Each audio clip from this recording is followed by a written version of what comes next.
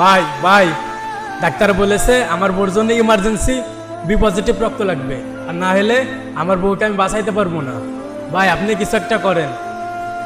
ভাই ভাই হাবিব ভাই বললো আপনার কথা, আমি জানি আপনি কিছু একটা করতে পারবেন। ভাই কিছু একটা করেন ভাই। ভাই ভাই কিছুদিন আগেই তো ওর কাছে আমার এক কাজিনের জন্য রক্ত চেয়েছিলাম, ও তো না। কখনো কি তুমি কাউকে কখনো রক্ত দিয়েছো? না ভাই ওর আম্মু নাকি ওকে নিষেধ করেছে। তুমি চুপ করো। রক্তের গ্রুপ কি বি পজিটিভ? হ্যাঁ বি পজিটিভ। ভাই আপনি বললে আমি দেব রক্ত। তুমি এই শরীরে রক্ত দিতে পারবা? ভাই রক্ত দিতে যেই ওয়েটের প্রয়োজন সেটা আমার আছে, আর তাছাড়া আপনিই তো শিখিয়েছেন মনোবলটা সর্বোচ্চ থাকা প্রয়োজন। তাছাড়াও আমি আমার আব্বুকে একবার রক্ত দিয়েছি। তাছাড়াও ভাই ডাক্তার তো আমাকে পরীক্ষা করেই নেবেন আমি রক্ত দিতে প্রস্তুত কিনা। জি তুমি ঠিকই বলেছো, রক্ত দিতে মনোবলটা সর্বোচ্চ থাকা প্রয়োজন।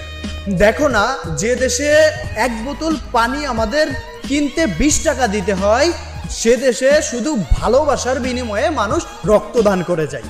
তুমি কিছু মনে করো না, কেননা দেখো রক্ত কিন্তু আমরা তৈরি করি না। তুমি তাকে রক্ত দিবে, সে অন্য কাউকে, অন্য কেউ আমাকে, ঠিক এভাবেই কিন্তু চক্র আকারে ঘুরতে থাকবে। পৃথিবীতে কোনো ডক্টরের ক্ষমতা নেই এক ফোঁটা রক্ত তৈরি করার। দেখো ভাই, কিন্তু আমাদের ভালোবাসার টানে একজন আরেকজনকে সম্পূর্ণ বিনামূল্যে বিনা স্বার্থে রক্ত দিয়ে যায়। আর ও যে তোমাকে কথাগুলা বলেছে আবেগে বলেছে, কেননা যখন এক ব্যাগ ব্লাডের প্রয়োজন হয় তখন বোঝা যায় একজন ডোনার ম্যানেজ করা কতটা কঠিন হয়। শুধু তাই নয়, আমার ডোনাররা বলে আজ পর্যন্ত নাকি কোনো ব্যক্তি রক্ত দিয়ে আসার পরে সেই ডোনারের কল দিয়েও খোঁজটা নেয় না যে ডোনার কেমন আছে, বাড়িতে পৌঁছালো কিনা। এমনও অনেক মানুষ আছে, আর তখনই পরবর্তীতে তারা রক্ত দেওয়ার অনুপ্রেরণাটা হারিয়ে ফেলে। দেখো, কেউ কিন্তু স্বার্থ বা অর্থের জন্য রক্তদান করে না, রক্তদান করে ভালোবাসা থেকে। তাই আমাদের প্রত্যেকটা মানুষের উচিত তাদের ভেতর অনুপ্রেরণা জোগানো।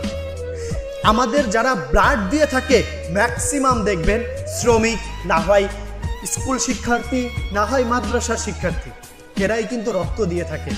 অনেক সময় তো এমনও হয় পরীক্ষা শেষে রক্ত দিয়ে হোস্টেলে যায়, হোস্টেলে থেকেও তারা রক্ত দেয়।